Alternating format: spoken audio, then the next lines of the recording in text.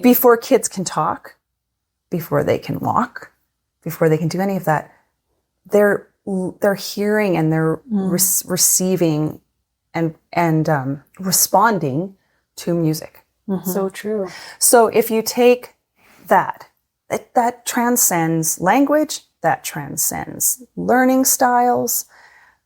When you get older, that's a little different, but at that very young age.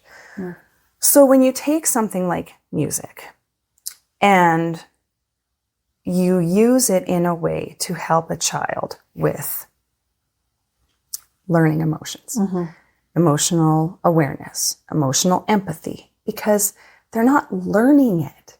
They just don't know how to put words to it. Right. Wow.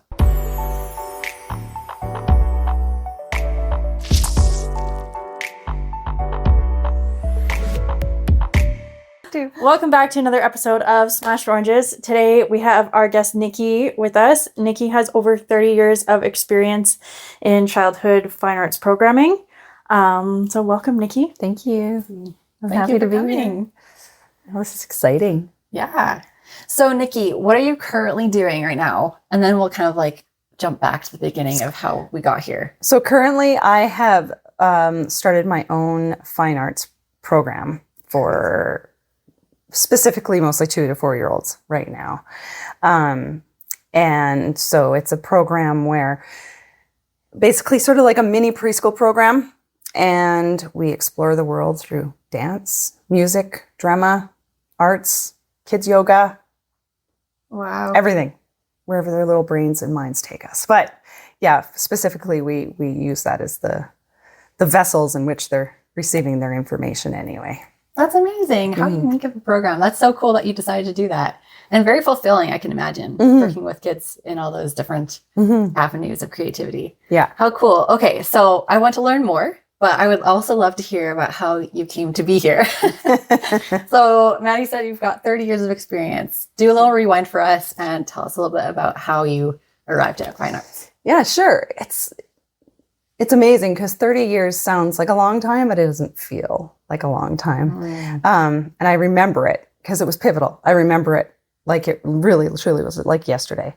I was about 19 or 20. I was in university for fine arts. And I had originally wanted to transfer into performing arts at some point.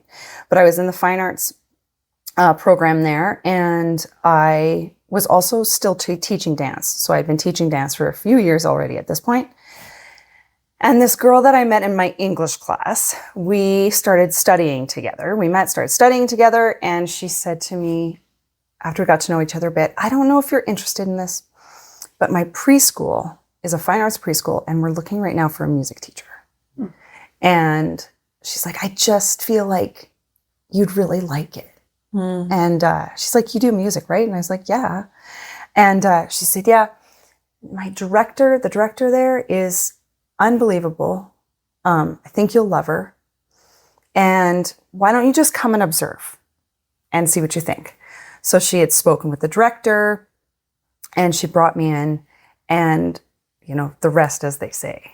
It really was. Yeah. And everything she said was true. And this preschool in particular, this fine arts preschool, is called Preschool Fine Arts. And it was, this preschool in particular had a parent-run board, but there was director and 4 staff. And I went in as a music teacher. The director, one of the greatest gifts I've had in my career was being able to spend 2 years with that woman and the time I had with my girlfriend, who ended up being one of my best friends for many years. We did a lot of child work together. In the summers, we would do daycares. And when boyfriends broke up, we were at each other's houses. And, so we were really, really, it was a really huge part. So when that happened, when I ended up at that preschool, I did a year of music. And then the next year, I did 2 years of music. And then the following year, I did the dance and music. And then by the 4th year, I was the director. Wow. And there was something about the way everyone, it was when you say like it's a feeling, you can't really explain it. That's what it was like. So to be immersed in the way that the philosophy that everyone sort of taught with without it being spoken was something that literally changed the course of what I was doing. I didn't end up going into performing arts. It changed everything I thought about fine arts. It changed everything I thought about childhood education. And it changed everything I thought I was doing with my life. Right? Like, so it had a profound effect on me, that school. And when I left because I moved. I was going down to LA at the time, ended up in Vancouver. But it was one of those things that forever and ever, I said, one day I'm going to open my own fine arts preschool. This is going to happen. Because it was to watch, at the end of the day, really, truly, I think at the end of the day, the biggest nugget for all of it was to build their self-esteem and self-confidence at such a young age, because the philosophy was child-led. Now, 30 years later, we have so much more research, and conversations like this are much more common. 30 years ago, this wasn't the same conversation.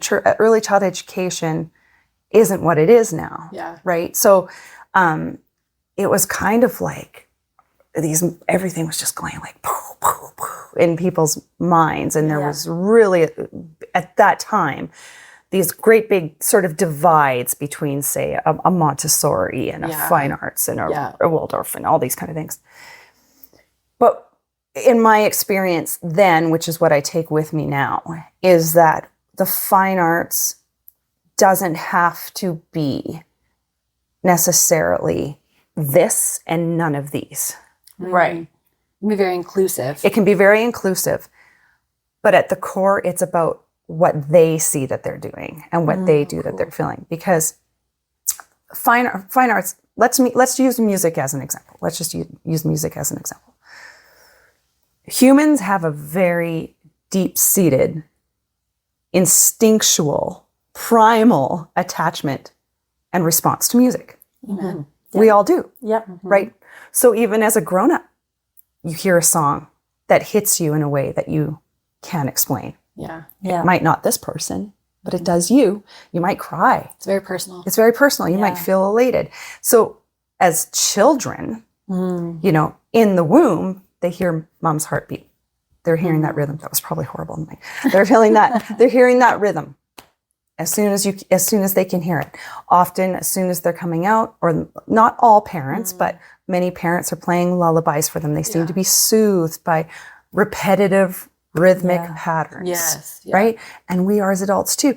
But we go like this. We start here, and then we get busy in our lives, and we have all of this, and then we have to relearn how to get rid of those distractions and come back to a place where we're like mindful and listening to music, right? So we have to relearn that. Whereas children, they don't have any of that. Right. So they respond to that at the most deepest open level. And there's studies that show that babies and children, like from a really young age, for example, can notice the difference and feel the difference between happy and sad tones in music. Oh, yeah. And happy and sad feelings in music, right? So before kids can talk, before they can walk, before they can do any of that, they're hearing and they're receiving and responding to music. So true. So if you take that transcends language, that transcends learning styles. When you get older, that's a little different, but you know, at that very young age. So when you take something like music and you use it in a way to help a child with learning emotions, emotional awareness, emotional empathy, because they're not learning it. They just don't know how to put words to it. Right. Wow. Right? Yeah. So the music helps guide that. And as educators, we know how to bring those points to the surface for them, right? In the music and in what they're doing and have those conversations. It helps them with awareness, with their peers, with their caregivers. So it's a way to be able to carry the information to any child. It's not about them having to be artistic. It's not about them having to be, all children love structures and boundaries, but some children respond really well to, say, like a Montessori type environment. But it doesn't mean that a fine arts environment can't be structured. Right. So it's about, as the educator, what is the tool that works for you to be able to encourage these things? And then if you look at, say, art, right? You two have children, right? And it's going to happen more and more. You've worked with kids. The child comes in with a glob of yarn, right? Yeah.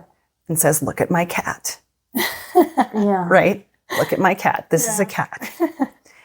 And so the philosophies that, I learned, and the things that we had learned in the environment way back when, 30 years ago in that wonderful preschool, we had no pictures of anything on the wall that was like from a magazine or from a book. Okay. And everything that was up on the wall was stuff that they had created. Oh, cool. So we had a wall of, let's say, of cats. And it might just look like a wall of blobs of yarn. So cute. But that child will be able to go up to their blob of yarn and tell you exactly, where the tail is and where the eye is. And, because, and to celebrate that instead of, I'm not saying people do this, but just to give you an example. Yeah. To celebrate, that cat is amazing. You worked so hard on that cat. And I love the color you chose for that cat.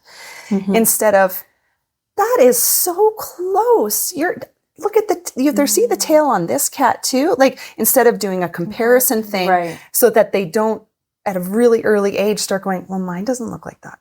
Oh, that's fascinating that even so young that they will be able to tune into that. Yeah.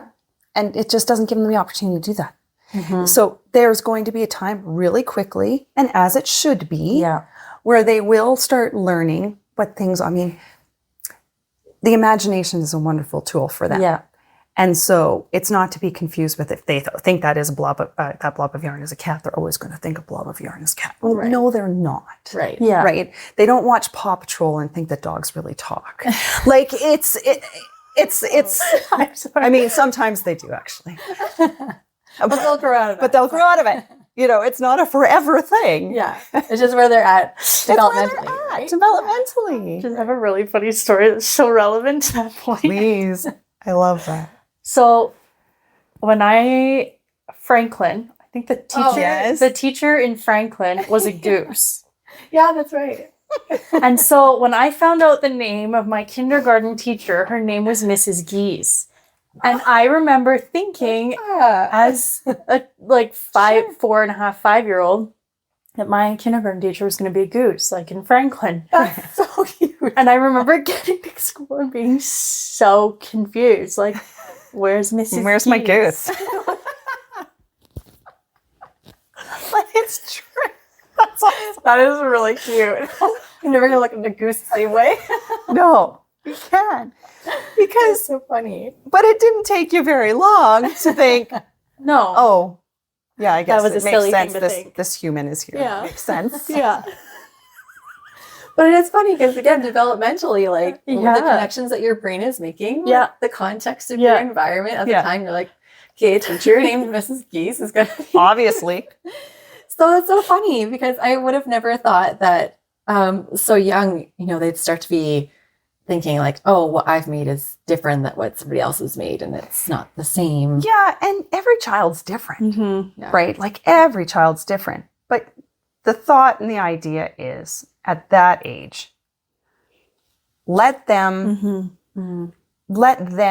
have what is coming out of them, whether it's artistically or,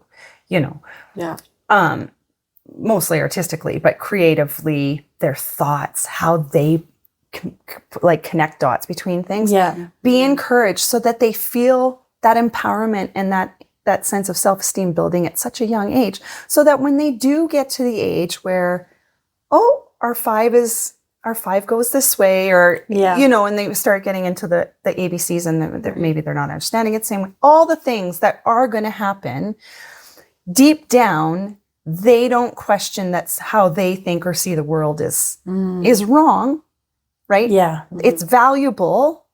How you perceive things is valuable.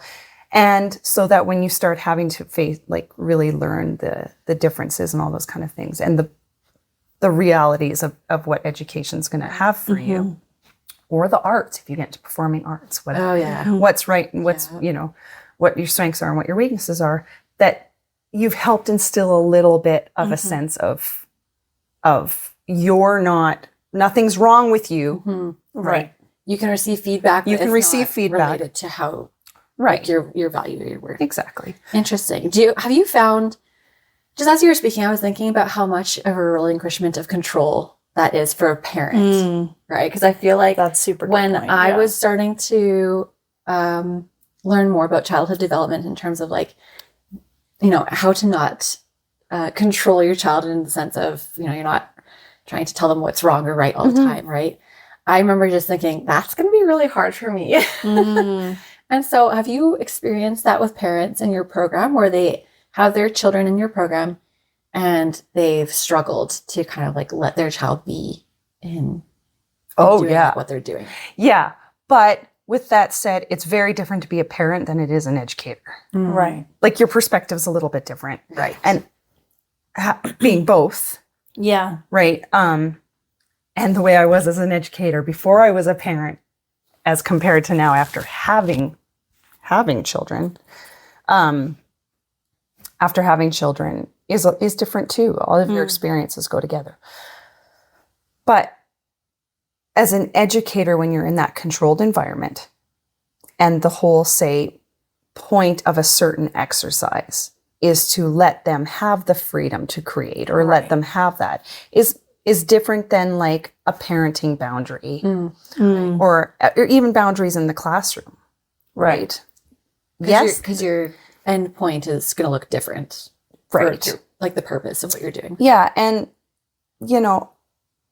there's times even in my own life with my own children where I do things as a parent and I think to myself, I would never do this at the school. Like I would have much more patience, or I would have, you know what I mean? Because different skills go into play. Of course.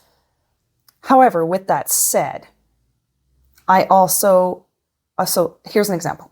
I had a mom in one of my programs, and especially when they're so little, we will work with them to work with separation anxiety. And I think that's important for both the child and the parent. Absolutely. I had a really hard time with my first child. So I have all the empathy in the world about it. I remember in my gut what it felt like to try and leave my child when she was having a hard time. I couldn't do it. So I really do understand it. But I also know, because of the 30 years of doing it, that once you get over that hump, the world opens up. Right. Oh, absolutely. The world opens up. Yeah. So I had a mom who was really having a hard time, and we continued to work, and the child was continuing to work too. But after a few weeks, then the child's used to being mom there. So there's a bit of a difference, right? So once you're used to being mom there, that's different than sort of going through the anticipation of having to say goodbye and not liking that. Right. And now you're just used to them there. So the person you go to for support, the person you go to for assistance, the person you act different with mom than you do with a caregiver. You do. Caregiver, right? So the emotion, and that's just the way it is. Yeah. So, but she really was, he couldn't go for a sip of water without her being like, do you need water? Right? Do you need this? Yeah. Whereas in a school environment, and it's still little. Yeah. We'll help them. We'll help them if they need it, of course. And we'll start working with words to say, help please. Or do you want to pick it up? You pick it up. Help, please. We'll work with them, depending on whatever age they are, right? Of course. Age appropriate, but assistance. But this child couldn't have anything happening without mom being right there. She had a really hard time seeing him, and it wouldn't even be like necessarily a struggle, but she wanted to make sure he was comfortable with everything, to the point where it was like she wasn't giving him any space. And that was really hard for her, but I understood it. Mm-hmm. So we just would continue to talk, and we would email back and forth, and I'd say, how about we try this? And how about we try this? And, finally we got there. And I said, Amazing. the hardest part is tears are normal. And for me, I'm a big communicator. So I'm always That's like, super if important. your child does not calm down in a proper amount of time, or I can tell they're really struggling, I'll call you back and we'll try it again next week. Yeah. Right. And we'll give it another shot. Oh, that's so great as a parent to hear that. There's people out there who are like willing to take the time and steps with you. Yeah. That's amazing. I want the comfort I want it to be a positive place for the student. Yeah. And I want it to be a comforting place for the parent, trusting environment for the parent. Mm-hmm. And because then the times that happen where if you get over that hump, what starts to happen is the child starts to become very proud of themselves. Oh, they blossom. Oh, that's amazing. And it's now their space. Yeah. It's their space. Wow. And they get past the hump. And then the more that happens, the less time the tears are there. Right. And then and the more trusting the parent comes in the environment to know that if something is wrong, or if there are tears, they start to feel a little bit calmer in having to walk away. Right. Mm-hmm. Because I know they can trust the child and the environment, and the child will eventually calm down. Yep. That's so great. Yeah. So you have to find, let's be real here. At the end of the day, if your child is loved and fed, clean sometimes, right? We try. Clean on occasion, and clothed, they're fine. They're awesome. Yeah. You're awesome parents. You're doing a great job. So all of the other things are just things that work for you in exploring, and work for you and your family, work for you and your child. But learning how to be a parent and going through those steps, nobody's done it before, right? Like when you have that first child, or when you have your children, you'll never have them at that age again. Yeah. So I feel that it is helpful as an educator to let the parents know that I'm trying to honor their feelings in it as well, because it is hard. That's incredible. So when you're speaking about a parent that's having a difficult time with that, and I try to work with them to because she finally she saw it. She started to see it. She started to see, I see now how I'm holding him back. I see now how he's coming to me. That's amazing. I can see how the other kids are doing this on their own now, and he's just coming to me. So she started to see it. Right. And so we worked together to work through that. That's so fascinating. But also what a gift though, that as a parent, you're seeing these things when your kid is 2, 3, 4, as opposed to 16, 17, 18. Yeah, you're changing the trajectory of that relationship. That dynamic has forever changed. That's amazing. That's a really impactful work. It was important to me. Yeah. So, as you go through any career, you put tools in your tool belt and use the ones that make sense to you. And it's helped. It's helped me. It's helped me with my students. It's helped me with the parents. And then that way also, if there is something I'm concerned about, behaviorally, developmentally, or we've been having some problems, if you've built that relationship, then when you have the conversation with the parent, they know where you're coming from with it. They know you're coming from the best place, the caring place, and that's what I want. That's what I wanted as a parent. Yeah. So it's just in a weird way, it made me more excited to get back to it. And I say get back to it because when I made a pact with myself that when my children were that age, I wouldn't work with children that age. Just smart. I took a hiatus. Yeah. I wanted my kids to be that age as a parent and not be comparing them to any other children. Yeah. And then when they were kind of past that, then I went back to that age group. Very cool. So and having had your firsthand experience now, I bet that gave you a lot of tools itself to be able to handle children differently. Differently. Again, it was more about understanding where the parents were coming from. A different perspective. Yeah. That makes a lot of sense. Yeah. Yeah. Interesting. So with that perspective in mind, Was there anything that you integrated into your own children's experiences, their own childhood, as you said you tried to like remove professional and motherhood, right? But of course those things are still married because that's still very important to you. Yeah. Created who you are. So did you implement anything professionally to your own children's experiences that you noticed maybe would have been helpful, or There's something called melodic intonation. Oh, okay. Okay. So it's used by everyone. It's not just a fine arts thing, but it's used a lot by educators, and, parenting coaches will talk a lot about it. And I think a lot of people do it without knowing, but it's adding melody into direction. Oh. So instead of saying like, okay, let's get our boots on. It's time for boots. It's boots time. Trust me, I definitely have those mornings. Yes. When you're a little short. Yeah. It's like, it's just the boots on. yeah. But if you add a tone to it, you'll get a much different response. Yes. from your kids, Yeah. right? And I, even with my older daughter, because she still responds to it, but I do it differently with her. That's so awesome. So, the younger ones will be like, time to get our boots on, boots on, boots on. Time to get, time to get our boots on. Let's go outside. It doesn't have to be a song. It can just be like, I want some cereal. Who hasn't done that, honestly? That's like my motto.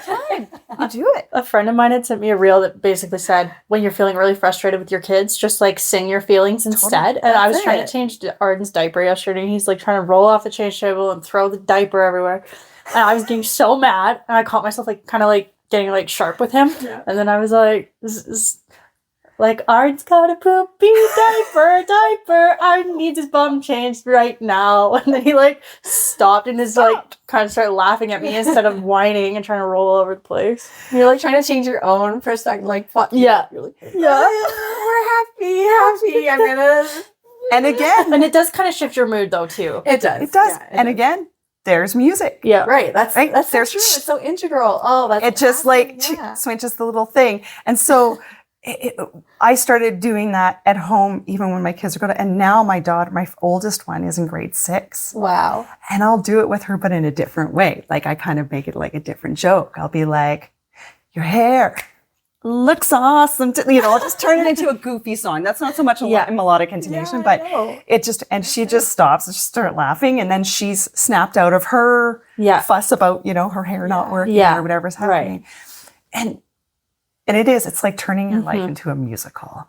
But so with the when they're little, having that little bit of, it has nothing to do with singing or knowing a song, just like putting away in 3, 2, 1, I'll help. 3, 2, 1, I'll help. Putting a book away or putting just a little bit of something is much different than, put it away. Yeah. Not that everybody responds like that. No, but that's kind of like the worldwide, especially like I was saying, when you're feeling short tempered or kind of at the end of your rope. I don't know anybody who doesn't just kind of revert back to just harsh tones. And so I think it takes a lot of practice to get back to that place where it's like, okay, I'm going to try to regulate myself enough to get into a bit of a sing song and way too lower. We equate it to mommy's about to lose her mind. But it does work. It just stops you from going, psh. But it's a repair. It's a repair. Right? It's a repair for parents. Yeah. And so in an education setting, we're going to have our specific songs because children do love routine. And whether they like it or not, they do like boundaries. And so association. That's an association. So we have the same songs we use for our cleanup. We have the same songs we use for this. And because they rely on those anchors. But at home, you can add a note to anything you're saying, and it's just going to change the shift the focus a little bit. And actually, I was teaching a teen lyrical class. Oh, cool. They were 13, 14, a dance class. And one of the little girls, one of the girls in that class knew that I taught these littles, and she had heard me teaching them before. And she wasn't moving. I kind of looked at her and she goes, why don't you sing your instructions to us like you do your other classes? I'm dead. That's hilarious. And I said, well, you're not 4, and I'm happy to. I have no problems with that. She's like, well, it doesn't mean we wouldn't like it. Oh. So then I said, all right, let's go. I got revved up and I was like, let's take it from the top.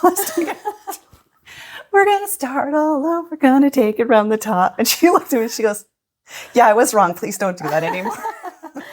Teens are so funny. No. Yeah. But she recognized that, but I even said to her, I said, the next time that you're feeling really frustrated and you feel like maybe you're not being heard and you have something to say you're not being heard, sing it. I said, sing it instead of say it. That's powerful. And see if, and she stopped. She goes, you're right. I would listen. I said, yep. So, it was neat. It was still a moment where she was like, oh, you're right. Because just sing it. So the flip side of that is that I try to incorporate at home is the emotional regulation stuff. So when I did my kids yoga training program, that one really, really sat with me and resonated with me as a parent too. How to take those tools. And after I did my training, I did like classes with and they loved them. Yeah. But I would be able to pull those out and say, okay, remember, this breathing and how to attach mindfulness into activities you can already do at home. So, for example, my youngest daughter loves to move, and she's really active, and she will go, and she, as many children do, she has a hard time focusing on a task and staying on it. So we're always working with that. But if she gets a Lego, she can sit and barely take breaks to work on that Lego. And so to find something, and that can be like things like Lego. Not all children love to sit for coloring, but if there's something they sit, even if it's an imaginary play and they're just focusing on something, that is a mindful activity. It's where they take all their focus and they're in the moment and all they're focused on is what's in front of them. And so learning how to see the mindfulness in what they're doing. Cleanup is another big one, and that's a struggle for all parents. Definitely a struggle with my younger one. But we started doing, okay, you're going to go upstairs, and because it was always like, it's too messy, I need help. That's normal. I need you to go upstairs. Here's this bin. You're going to find 5 things that fit in your hand. Put them in the bin. Okay. So she would be able to go 5 things, put them in the bin, put them in her thing. Okay, now you're going to find 5 things that are pink. She can go. So she can find a way to focus what she's doing, make it a manageable task. And the next thing you know, it's her room's done. Oh my gosh, that's even helpful for me. Yeah, I was just thinking. I'm like, log that away. Yeah. Genius. So that's stuff that I would do at the school, right? That I started doing it at home. Yeah. So interesting. Do you mind me taking a step back? I'm just really interested. You mentioned the children's yoga course. How is that different than an adult course? And how does that practice look different with kids versus adults? Like in the real world? Children's bodies are not in the same developmental place as an adult. Yes. So from a physical standpoint, they often shouldn't be doing the same sort of yoga practice as like an adult would be. Their bodies aren't developed to that extent. And the kids yoga training I did really resonated with me because it was about encouraging what they can do, not encouraging to get to a certain place. So if this is, we want to do a butterfly position, not going to get it very well, but if we want to do a butterfly position, but their butterfly is here. Right. And that's all they feel comfortable doing, or they're shy or whatever. Right. Great. Great. You put forth effort. But you put forth the effort, you're doing what you can do. You're still focusing in that place. So kids yoga is much more about, especially the younger ones, stories, songs, games, crafts, mindful crafts, and much less about the physicality of the pose. Interesting. So, you know, still going through, we get them to do their ohms, for example. Cool. Ooh, that's cool. But they don't do ohm. They drive a race car. Oh, makes sense. You know, Right. So you're hitting the register, like the notes. hitting the register. We talk a lot about, say, for example, in the beginning, like the idea of for them to attach themselves, to imagine what makes sounds around you. Now imagine none of those sounds are happening. Like, what are you hearing? Right? There's no planes, there's no tablet, there's no, Right. you know, and depending on their age, you're going to get different answers. But, so bringing their awareness into what they're doing, into their body, what their body is capable of doing, and what your body is capable of doing is great. And so then we will go through sun salutations, what we call them, you know. Some days we might be like a marching sun salutation, and another day it's a butterfly sun salutation. Right. Things that speak to them, and fun games. So one of my favorite games that I do a lot is called toga. We call it toga, and it's pom poms. Ooh. And they love this. You just throw the pom poms all over the floor, and then everybody has a bucket, and then they have to go around and pick up the pom-poms with their toes. Oh, that's fun. So That was cute. and if they're older, you have to pick up a different color each time. Right. So you pick it up and then you have to walk it back. It takes a lot of focus. So they're not worrying about anything else that's happening around them. They're just here.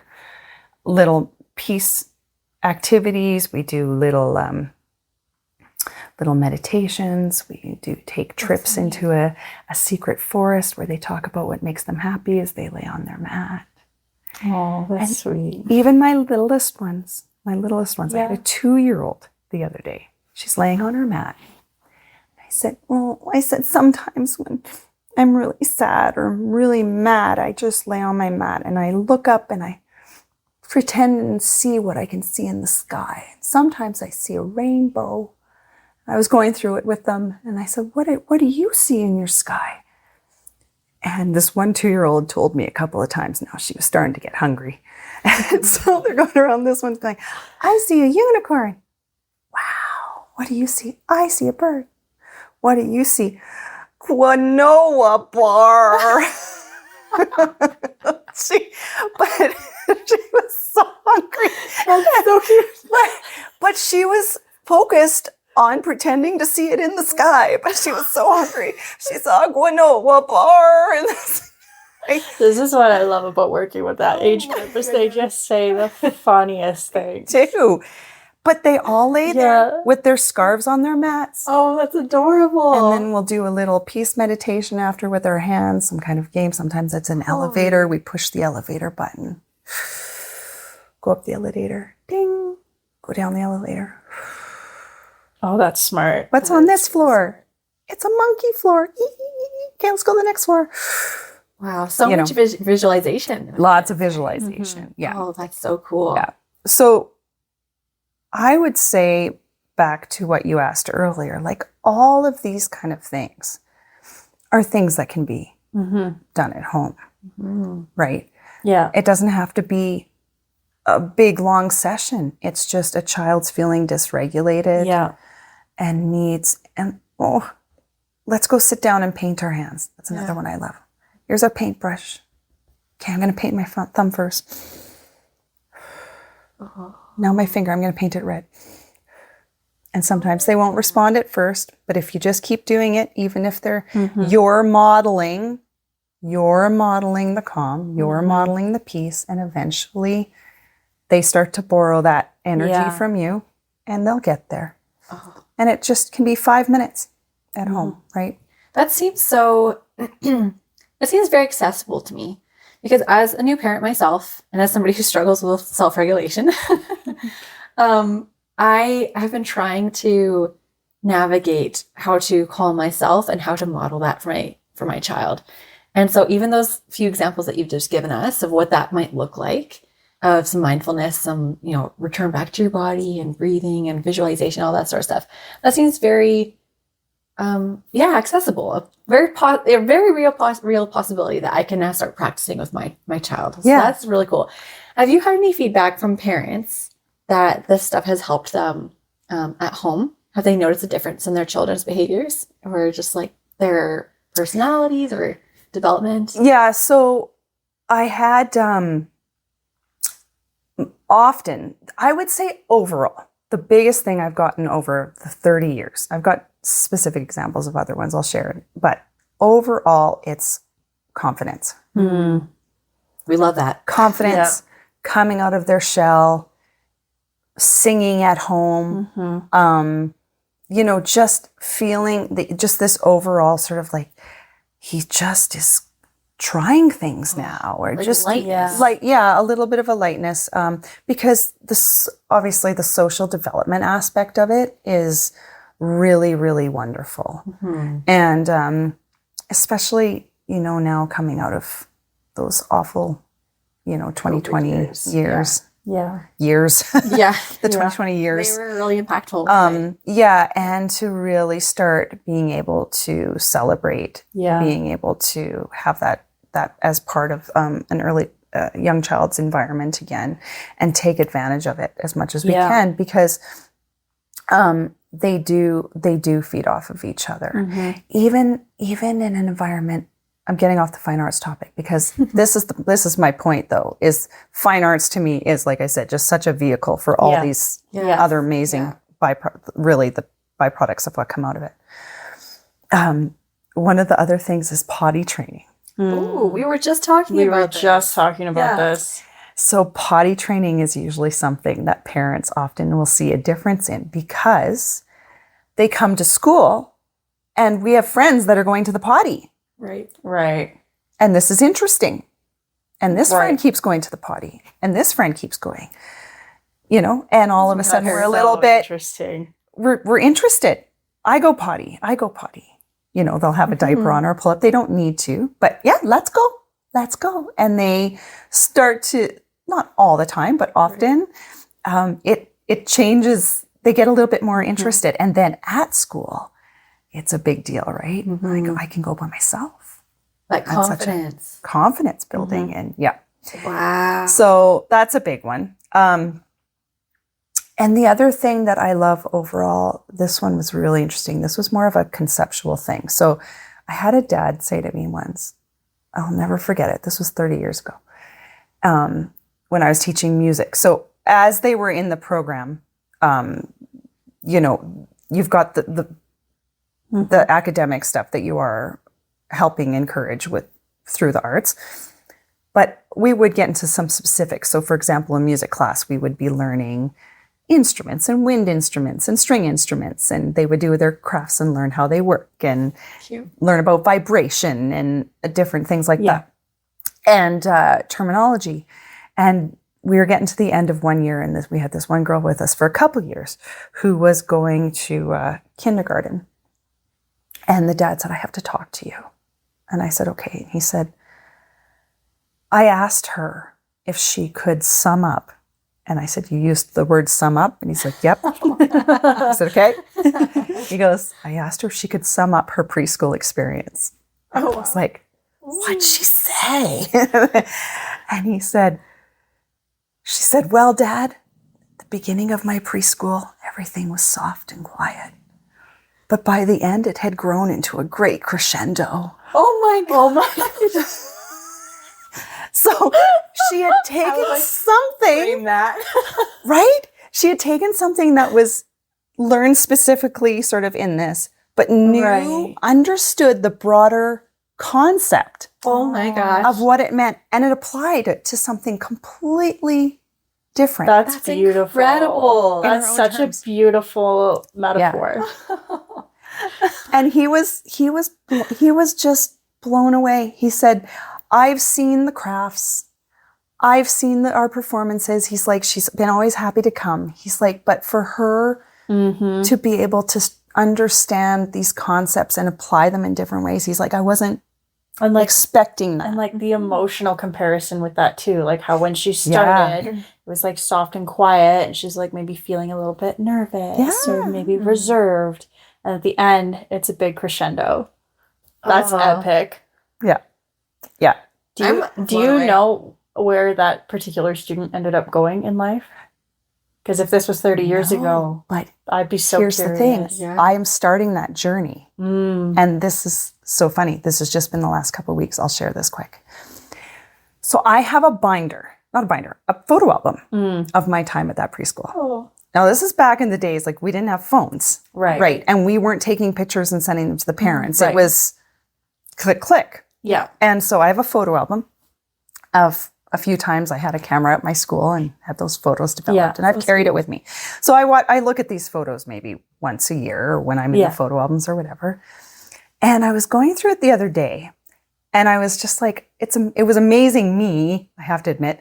I was like, I still remember 90% of these names. Yeah. Wow. Like I could look at the faces and I was like, I still know names. Yeah. But I don't know last names. Mm. And I started thinking that exact question because Right. a lot of those kids are 30 in their early 30s now. Yeah. So I was like, well, and it was the first time it's dawned on me in all these years. It's the first time it dawned on me that there's this thing called social media now. Time to go stalking. I thought, and then I thought, I wonder if this is inappropriate. But I couldn't remember last names, but there's this one boy who had such a unique first name. It would be like, say if someone's first name was McDonald. Right. Like you could tell it was like maybe a family name. Right. Right.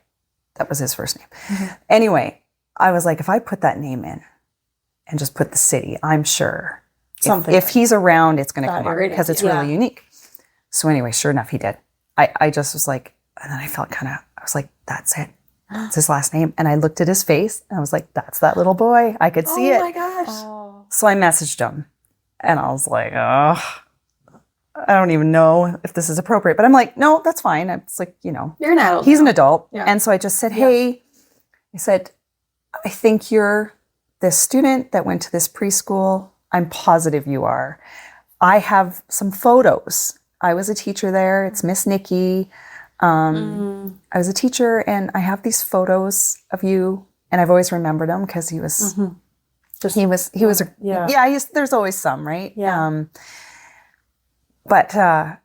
And I have some very specific pictures of him because he didn't like to use his hands to paint. Right. Oh. So I would give him Kleenex. So I have like a picture of him with Kleenex. Like, so anyway, I always just wondered what happened to him. Anyway, a few weeks later, he responded and he said, I think that is me.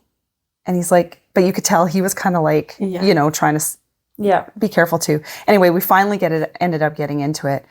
And by the end of it, he was so touched. And he was like, my parents, thank you. I can't believe you have these. And I can't believe you would have taken the time. And he's like, I think you should know that I went on to get my fine arts in university. Oh, I'm going to cry. And he was like, the fact that you've kept these and you remembered me. And I was like that. I was like that. And I was just like, oh, and he's like, and this little boy is now a tattoo artist. That's so cool. This little boy that didn't like creativity. his creativity. And I was just like, oh, but he was so touched. And he just really opened up and it hit me because he's like, I don't know anybody that would hold on to these pictures and then feel the need to try. And then it started me thinking, because I'm like, I want to find these kids, not for myself, but I have these photos. Yeah. And it was a different time. So like I've got photos even of my kids of that time, but I don't know how many they have of them actually in their class when the parents were around. Yeah. And so I want to start That's so cool. seeing if I can find some of them now. That's so cool. But that was the first time I've ever done that. And that just happened in the last couple of weeks. And he's so like, these are so special. That's such a cool reflection that he like, it just goes to show how much of an impact you can make. And that like your work, even though there's so little, makes a lasting impact. Yeah. You know, like circling all the way back to the beginning, what you were saying about like how you like teach kids that their creativity matters and like how to be creative and how to embody that and that does carry forward. Because who knows, like if he hadn't done that program, maybe he wouldn't have been a tattoo artist and maybe he wouldn't have got a degree in fine arts. Yeah. Well, and at that age, that really little to 4, children learn when they move. They learn through movement. They just do. So they learn through their move. They resonate with music. They can get their brain out with crafts. They can regulate with yoga. They need to get energy out. They need to move. So you can, you've got general movement. And the academia stuff just goes in through all of these things. Yeah. So we're not, from what I'm doing, I'm not sitting there going, here's an A. We're not there yet. Yeah. But they learn it through what they're doing. Right. But on top of that, what they're learning is all the stuff we just talked about. Right. That you can't bottle. Yeah. No. That you can't teach.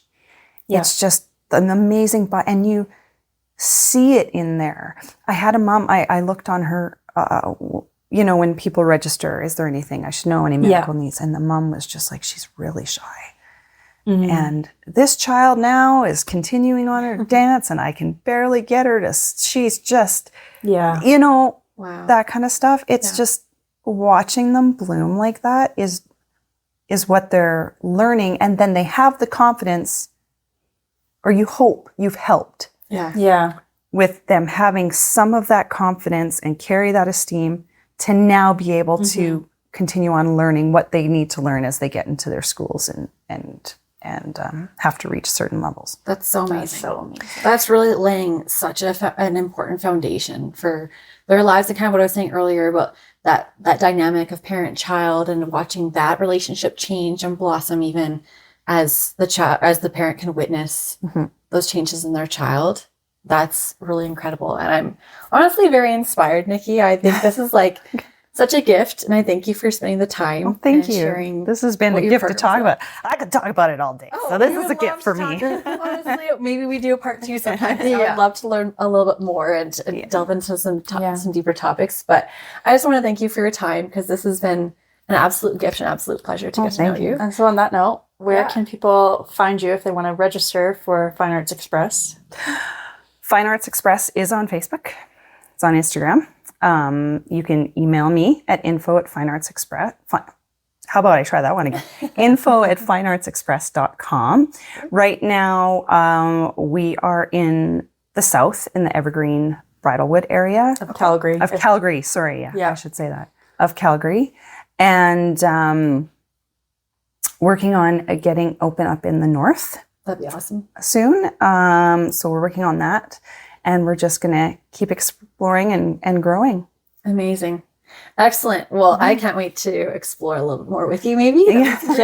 Maybe send Poppy to class. Yes, I feel very inspired. I come from a music background myself. So I'm like, I can only imagine. Just amazing. So, and with that said, one added note, a lot of parents I've heard in the past say, I didn't know this, I'm not artistic. Right. I didn't think, like, I'm not an artistic person. Yeah. It has nothing to do with being artistic or expecting a product. Yes. Right. It's not a product-based art. It's not about seeing that. It's about, like I said, using the arts as a vessel for the information, using something that children already naturally respond to. So it's easy for them to take it in. And easy for them to feel good about what comes out. Yeah, absolutely. I love that. Thank you again so Thank much. you. And thank you for our listeners. Hopefully you enjoyed this episode. Feel free to check out Nikki and the Fine Arts Express. And if you haven't already, subscribe, and follow us at Smashed Oranges. Yes. Absolutely. Take care, guys. Thank you. Much love. Thank you. Bye.